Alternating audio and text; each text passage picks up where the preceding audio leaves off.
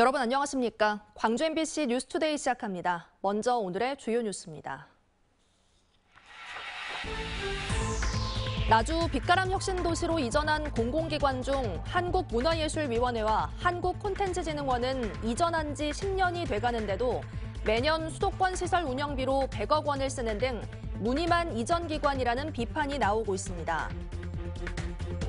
박민식 국가보훈부 장관이 쏘아올린 정율성 이념 논란을 비판하는 양림동 주민과 시민단체 활동가들의 기자회견이 열렸습니다.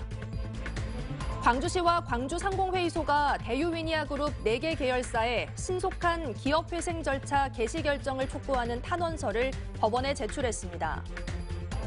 광주 전남 지역 학교 급식실 종사자 가운데 21명이 폐암 진단을 받고 이 가운데 17명이 산업재해로 승인된 것으로 나타났습니다. 나주 빛가람 혁신도시에는 문화체육관광부 산하 공공기관인 한국문화예술위원회와 한국콘텐츠진흥원이 있습니다. 이들 기관이 나주로 이전한 지 10년이 다 돼가는데요. 매년 수도권 시설 운영비로 100억 원을 쓰는 등 지방 균형 발전이라는 혁신도시법 취지가 무색하다는 비판이 나오고 있습니다. 보도에 김초롱 기자입니다. 나주 혁신도시에 있는 한국콘텐츠진흥원입니다. 콘텐츠 산업을 지원하는 기관인데 지난 2014년 이전해 왔습니다. 그런데 기관 대부분의 시설은 적지 않은 비용을 들이며 여전히 수도권에 남아 있습니다. 콘텐츠진흥원이 수도권에서 운영하는 시설은 모두 7곳입니다. 여기에는 매년 100억 원에 가까운 임차 비용이 들어갑니다. 각종 문화예술 사업을 지원하는 한국문화예술위원회 역시 마찬가지입니다. 전체 직원 250여 명 중 절반가량이 수도권에서 일하는 것으로 파악됐습니다. 문화체육관광부는 콘텐츠진흥원의 수도권 시설은 행정사무소가 아닌 창업 등 사업을 위해 운영하고 있으며 문화예술위의 수도권 인력은 극장 등을 운영하기 위한 것이라고 밝혔습니다. 하지만 지방 균형 발전을 이루기 위해선 모든 역량을 지역으로 끌어모아야 한다는 주장이 나옵니다. 공공기관 이전 취지를 살리려면은 서울에 있는 임차 공간을 조속히 처분하는 등 이전한 지역에 뿌리 내려서 지역의 대표기관으로 자리매김해야 됩니다. 두 기관이 온 지 10년이 다 되도록 지역의 문화예술 분야 등엔 눈에 띄는 변화가 없는 현실. 단순한 기관 이전에서 벗어나 지역 발전 전략도 함께 추진해야 한다는 목소리가 힘을 얻고 있습니다. MBC 뉴스 김초롱입니다. 오늘은 평소보다 좀 더 따뜻한 옷차림으로 나서시는 게 좋겠습니다. 오늘 광주의 아침 기온 9도 안팎으로 어제보다 3, 4도가량 낮은 기온에서 출발했고요. 올 가을 들어 가장 추운 날씨를 보이고 있습니다. 한낮 기온은 21도로 어제와 비슷한 가운데 일교차는 10도 이상으로 크게 벌어지겠습니다. 기온 변화가 큰 날씨가 장기화되고 있는 만큼 감기 걸리지 않도록 각별한 주의가 필요하겠습니다. 현재 하늘 모습 보시면 구름 한 점 없이 깨끗한 하늘 마주하고 있습니다. 종일 쾌청한 날씨가 이어지겠고요. 이른 출근길 무렵에는 가시거리 1km 안팎에 안개가 끼는 곳이 있겠습니다. 오늘 전남 내륙을 중심으로 특히 추운 날씨가 이어지고 있습니다. 담양과 화순, 나주의 현재 기온 5도 안팎에서 시작하고 있습니다. 날씨 정보였습니다. 박민식 국가보훈부 장관이 문제를 제기한 이후 정율성 사업의 이념 논란에서 주로 보수단체들이 목소리를 높여왔는데요. 양림동 주민들과 시민단체들이 광주 시민들을 편가르게 하지 말라며 기자회견을 열었습니다. 이 와중에 양림동에 있는 정율성 흉상은 훼손이 반복되고 있습니다. 천홍희 기자가 보도합니다. 광주 남구가 조성한 정율성 거리입니다. 지난 8월 박민식 국가보훈부 장관이 정율성 사업 철회를 제기하면서 주로 보수단체와 유튜버들이 집회를 해왔는데 이번엔 남구 주민들과 광주 지역 시민단체 활동가들이 기자회견을 열었습니다.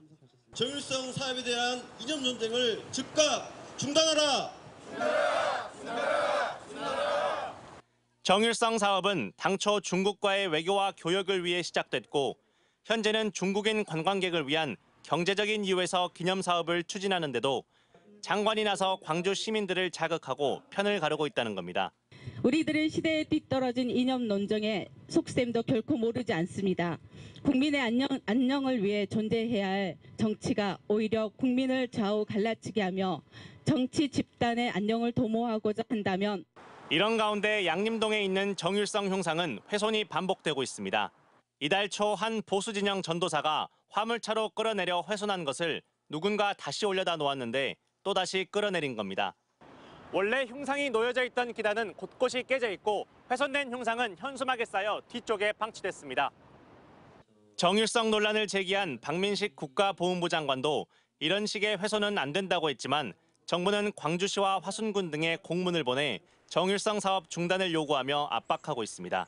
박민식 장관이 쏘아올린 정일성 논란에 지지하는 측과 비판하는 측이 각각 목소리를 내면서 처음 우려대로 시민들이 서로 편을 갈라 목소리를 높이는 일이 현실화되고 있습니다. MBC 뉴스 천홍입니다. 2년 전 광주 5.18 역사공원터에 일제강점기 군시설이 추가로 발견됐었죠. 일본군이 주둔한 것으로 보이는 비행장 시설 중 하나로 추정되고 있는데요. 보존 관리의 필요성이 제기되고 있지만 현장은 아무도 신경 쓰지 않는 방치 상태입니다. 임지은 기자가 취재했습니다. 광주 5.18 역사공원에서 발견된 땅굴입니다.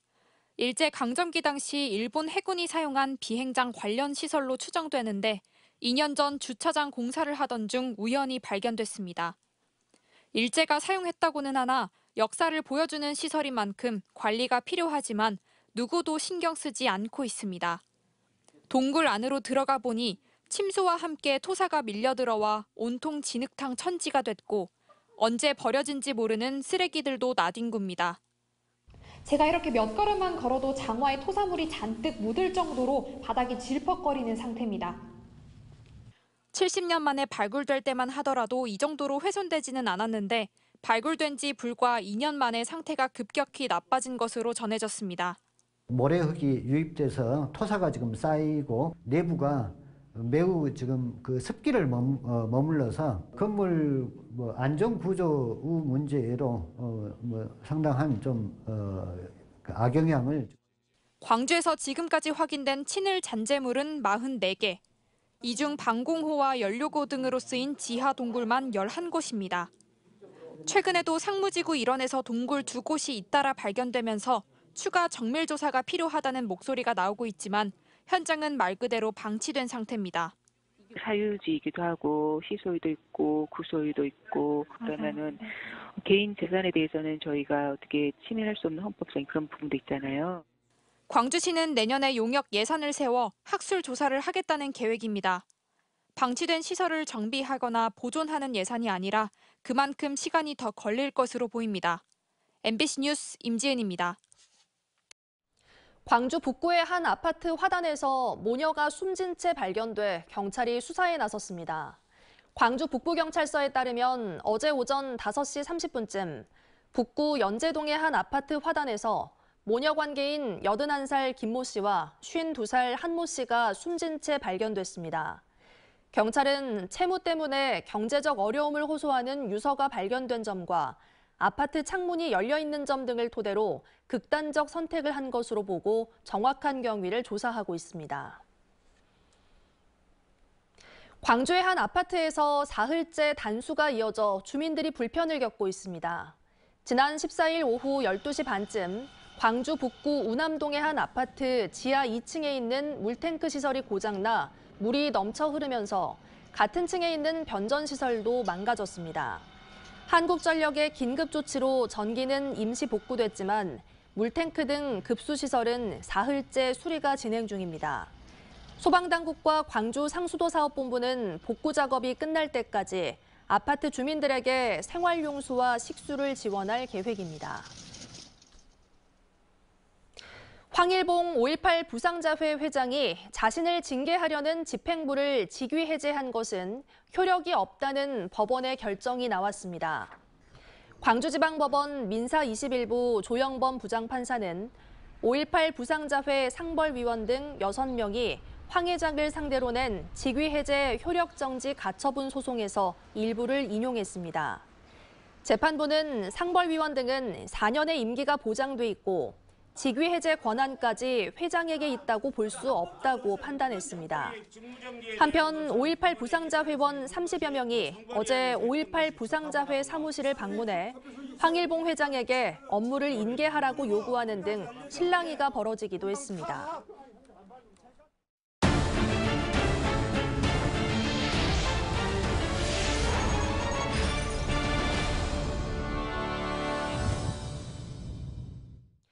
어린이 청소년 직업체험시설인 순천만 자벌드가 문을 연 지 2주년을 맞았습니다. 그동안 민간 위탁 운영사의 부실 운영과 근로자 파업 등 진통도 컸는데요. 순천시도 지역에 지속 가능한 대표 직업체험시설로 자리매김할 수 있도록 새로운 운영 방안을 세우기 위해 고민하고 있습니다. 김주희 기자가 보도합니다. 지난 2021년 개관한 어린이와 청소년 직업체험시설인 순천만 자벌드. 성남의 한국 자벌드에 이어 국내 두 번째로 문을 연 순천만 자벌드에 지역이 거는 기대감은 컸습니다. 호남권은 물론 경상권까지 아우르는 새로운 직업체험시설의 거점이 될 수 있을 것으로 전망됐습니다. 순천만 자벌드는 개장 이후 지난 2년 동안 한 해 평균 8만여 명이 이용했습니다. 내년에는 이용객 수가 11만 명까지 다소 늘어날 수 있을 것으로 전망하고 있습니다. 지역 격차를 해소할 수 있는 문화 인프라, 어린이 청소년을 대상으로 한 문화 인프라가 지역의 거점으로 생겼다는 게 가장 중요한 요소고요. 하지만 순천만 자벌드에 대한 지역의 평가는 아직 우호적이지 못합니다. 감사원 감사로까지 이어진 민간 위탁 운영사의 부실 운영 의혹, 노동자들의 4개월여의 파업 과정에서 발생한 첨예한 노사 갈등 속에 지역사회 여론은 비판적입니다. 자벌드의 의미와 성과를 퇴색시키는 원인이 되고 있는 겁니다. 순천시의 고심도 클 수밖에 없습니다. 순천시는 개관 2주년을 맞아 자벌드의 새로운 도약을 위한 다양한 대안들을 추진하고 있습니다. 국비 예산의 추가 확보 방안, 신규 직업체험 관련 콘텐츠의 변경, 홍보 다각화 방안 등 다양한 대안들을 내년 시행을 목표로 적극 검토하고 있습니다. 이제 학생들이 자연에서 창의성을 배우는 에코사이언스 개념, 그리고 미래 첨단 기술들을 체험할 수 있는 IT 기반의 직업체험 학교로 거듭날 계획을 가지고 있습니다. 개관 2주년을 맞은 순천만 자벌드. 순천만 자벌드가 가치와 비전을 가진 지속가능한 국내 대표 직업체험시설로 올바른 방향성을 지켜나갈 수 있도록 지역사회의 적극적인 협력이 절실해 보입니다. MBC 뉴스 김주희입니다. 이번 전국체전에서 전남 대표 선수들이 다관왕을 이뤄내고 연속 우승 도전에 성공할 수 있을지 눈여겨봐야 할 부분인데요. 벌써부터 대기록에 청신호가 켜졌습니다. 보도에 서희령 기자입니다. 육상 여자고등부 200m 결승. 이은빈 선수가 다른 선수들과 확연한 격차를 보이며 결승선을 통과합니다. 지난해 전국체전 3관왕을 달성한 이은빈 선수는 올해도 전남 대표로 전국체전에 출전해 벌써 100m와 200m 2관왕을 달성했습니다. 100m에 이어 200m에서 금메달을 따서 너무 기쁘고 이 자리에 있기까지 도와주신 분들께 너무 감사하다고 말씀드리고 싶습니다. 전남에 떠오르는 기대주인 육상의 백원율 선수. 남자 고등부 400m에서 금메달을 딴 뒤 200m 우승도 노렸지만 아쉽게 2위에 머물렀습니다. 하지만 앞으로 남은 경기가 많아 다관왕 가능성은 여전합니다. 일단은 400m 금, 200m 은을 땄기 때문에 나머지 이제 1600 믹스랑 1600 계주에서 이제 최대한 성적이 좋게 1등을 할 수 있도록. 카누에서도 금빛 향연이 이어지고 있습니다. 남자 고등부 카누 K2 200m 결승에서 전남 대표팀은 1위를 차지했습니다. K2 이때까지 한 번도 진 적이 없어서 최전까지 잘 마무리하려고 했는데 딱 들어오고 나서 딱 1등해서 진짜 그냥 딱 든 생각이 와 해냈다. 일반부 경기에서도 전남 선수단의 다관왕과 전국체전 연패를 향한 질주는 계속되고 있습니다. 해머 던지기 간판 스타 박서진 선수는 전국체전에서 5연패, 포환 던지기의 정희루 선수는 전국체전 9연패란 금자탑을 쌓았습니다. 아시아 선수권, 아시안 게임을 뛰고 또 체력적으로 좀 힘들었는데 그래도 1등 금메달을 걸 수 있어서 오늘 좋았고요. 기록도 나쁘지 않았던 것 같습니다. 이 밖에도 하키와 자전거, 우슈 등 전남 대표 선수들이 각 종목에서 두각을 나타내며 좋은 성적을 올리고 있습니다. MBC 뉴스 서희령입니다. 기아 타이거즈와 포수 김태군이 3년 계약을 체결해 내년 시즌 포수난을 덜게 됐습니다. 기아 타이거즈 구단에 따르면 포수 김태군과 계약 기간 3년에 연봉 20억 원, 옵션 5억 원 등 25억 원에 계약했습니다. 지난 2008년 LG에서 선수 생활을 시작한 김태군은 프로 15시즌 동안 2할 4푼 8리 타율과 25홈런, 2할 9푼이 넘는 도루 저지율을 기록했습니다. 광주와 전남 지역 학교 급식실 종사자 가운데 21명이 폐암 진단을 받고 이 가운데 17명이 산업재해로 승인된 것으로 나타났습니다. 국회 교육위원회 강득구 의원은 급식실이 지하나 반지하인 경우 환기가 제대로 이루어지지 않아 폐암으로 이루어지고 있다며 환경 개선과 함께 근무 환경이나 노동 강도 등을 고려한 산재 심사가 필요하다고 지적했습니다. 광주시와 광주상공회의소는 대유위니아그룹 4개 계열사의 기업회생 절차 개시 결정이 신속히 이루어지도록 요청하는 탄원서를 어제 서울회생법원에 제출했습니다. 광주시는 탄원서에 400여 개에 달하는 지역 협력업체들의 매출 감소와 납품 대금 미회수로 경영난이 심화하고 있다며 신속한 기업회생 절차 개시 결정을 요청했습니다. 광주상공회의소도 지역 경제를 지탱하는 협력업체 등이 경쟁력을 강화하고 지역과 국가 경제에 기여할 수 있도록 신속한 회생 절차 개시를 바란다고 밝혔습니다. 광주 경영자 총협회, 채권자 협의회 등도 탄원서를 제출해 법원에 호소할 예정입니다.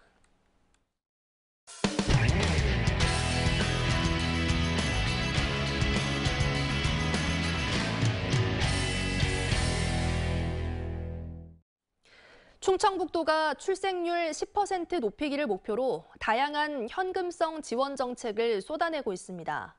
출산 육아수당으로 올해 250억 원을 썼는데 내년에는 결혼 지원금에 어린이 수당까지 200억 원을 더 쓰겠다고 발표했습니다. 당장 돈을 받는 사람은 좋겠지만 그만큼 효과는 있을지 또 감당할 수 있는 건지 우려도 나옵니다. MBC 충북 김대웅 기자가 보도합니다. 충북의 신생아들은 올해부터 출산 육아수당을 받고 있습니다. 첫 해 300만 원, 이후 4년간 200만 원씩 1,000만 원을 받게 됩니다. 올해는 예산이 223억 원인데 2027년에는 521억 원까지 2배 넘게 늘어납니다. 여기에 내년부터 시행하겠다고 이번에 발표한 대책도 적지 않습니다. 결혼하면 100만 원, 아이를 낳으면 산후조리비 50만 원, 인구 감소 지역인 5개 시군에는 8세에서 12세까지 매달 10만 원씩 어린이 육아수당도 주기로 했습니다. 이렇게 추가한 현금성 정책만 17개인데 내년에만 200억 원 가까이 더 들어가게 됩니다. 결혼하고 또 아이 낳고 기르기 좋은 충북, 그래서 인구가 늘어날 수 있는 그런 어떤 하나의 마중물이 될 수 있도록. 민선 8기 들어 발표한 출산 장려 정책만 분석해봐도 올해 340억 원이 들었지만 2027년에는 903억 원으로 늘어나게 됩니다. 충청북도는 일단 시행해보고 효과가 없는 정책은 없애겠다고 했지만 현실적으로 이런 현금성 정책은 한번 시작하면 없애기는 쉽지 않습니다. 당장 돈을 손에 쥐는 사람들은 도움이 되겠지만 이것 때문에 아이를 낳을 정도로 효과가 있는지는 의견이 갈립니다. 충족시킬 만한 수준인지에 대해서는 조금 더 심들게 좀 고려할 필요가 있는데 이런 고려가 없이 그냥 무분별하게 그냥 우리는 이 정도 주겠다, 이렇게 하겠다라고 하는 것이 아닌가. 충청북도가 정책을 만들지만 정작 예산은 시군이 더 많이 내야 하는 구조도 문제입니다. 인구가 집중된 청주시는 출산 육아수당을 줄 때도 마지막까지 반대 의견을 냈었습니다.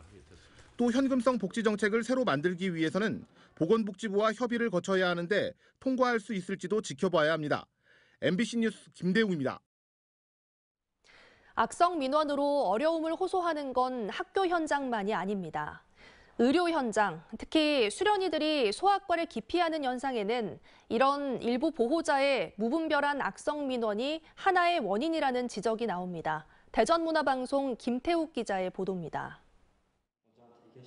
석 달 전 병원 문을 닫는다는 안내문이 붙었던 소아과 병원입니다. 당시 병원 측은 혼자 진료 보러 온 9살 아이에게 보호자와 함께 오라고 안내했다. 보호자가 진료 거부 민원을 제기하자 회의감을 토로하며 폐원을 결정했습니다. 내포 신도시에는 소아청소년 전문의가 진료를 보는 소아과가 2곳뿐이라 지역에선 우려가 컸습니다. 다행히 홍성 군수와 보건소장의 만류에 2주 만에 다시 문을 열긴 했지만 여전히 비슷한 일을 겪을까 우려합니다. 의료 현장에선 특히 소아과 의료진이 고소 고발이나 악성 민원에 심각하게 노출돼 있다고 말합니다. 중이염 확인하려고 귀 내시경으로 귀를 보다가 피가 났다라고 해서 무슨 형사고소를 하거나 민사 몇 천만 원을 물어내라고 이렇게 소장을 보내거나. 또 물론 출산율 감소 등의 이유도 있지만 이런 악성 민원이 의료진의 이른바 소아과 탈출 현상을 가속화한다고 지적합니다. 신도시에 병원이 7개, 8개가 소아과들이 문을 닫고 나간 경우도 있었고요. 소아과 안 하고 다른 과 가시고 그런 선생님들 최근 몇 년 동안 굉장히 많이 늘었어요. 실제 소아과 지원율은 지난 2020년 74%에서 지난해 27.2%로 곤두박질 쳤고 올해 하반기에는 143명 모집에 지원자가 단 4명에 그쳤습니다. 정부는 급한 불을 끄기 위해 소아과 전공의에게 매달 100만 원의 수당을 지급하고 야간 진료 수가를 높이겠다고 밝혔지만 현장의 반응은 냉담합니다. MBC 뉴스 김태욱입니다. 광주시는 5개 구를 대상으로 쓰레기 소각시설 부지 타당성 조사에 들어갔다고 밝혔습니다. 광주시는 쓰레기 소각시설 입지 공모에 지원한 동구 선교동, 서구 매월동, 남구 양과동, 북구 장등동, 광산구 연산동을 대상으로 내년 5월까지 타당성 조사 용역을 추진합니다. 또 14명으로 구성된 입지선정위원회는 타당성 조사를 거쳐 입지와 기술, 환경 등 종합적인 여건과 폐기물 시설 촉진법 등의 법규를 검토해 최적의 장소를 선정할 계획입니다. 가을이 깊어가면서 날은 점차 더 쌀쌀해지고 있습니다. 오늘 출근길은 특히 더 따뜻한 옷차림으로 나오시는 게 좋겠습니다. 광주의 아침 기온 9도 안팎으로 어제보다 3, 4도가량 낮은 기온에서 시작하고 있고요. 한 자릿수대 기온으로 가을 들어서 가장 추운 날씨 보이고 있습니다. 한낮 기온은 21도로 어제와 비슷하겠고요. 일교차는 10도 이상으로 크게 벌어지겠습니다. 기온 변화가 큰 날씨가 장기화되고 있는 만큼 건강관리에 신경 잘 쓰셔야겠습니다. 현재 하늘 모습 보시면 어제만큼이나 깨끗한 하늘 드러나 있습니다. 종일 쾌청한 날씨가 예상되는데요. 이른 오전 시간에는 가시거리 1km 안팎에 안개가 끼는 곳이 있겠습니다. 오늘 전남 내륙 지역을 중심으로 날이 특히 춥겠습니다. 담양과 화순, 나주의 현재 기온 5도 안팎까지 낮아져 있는 상태입니다.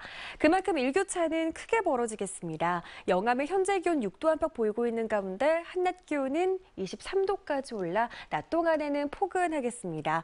곡성의 현재 기온 4도 안팎으로 춥습니다. 한낮 기온 22도 예상됩니다. 바다의 물결은 전해상에서 최고 2m로 조금 높게 일겠습니다. 금요일 오전 비가 지난 이후로는 낮 기온도 20도를 밑돌겠습니다. 날씨 정보였습니다. 이상으로 뉴스 마칩니다. 시청해주신 여러분 고맙습니다. 언제 어디서나 내 손안의 뉴스. 광주 MBC 뉴스 유튜브 구독으로 함께하세요.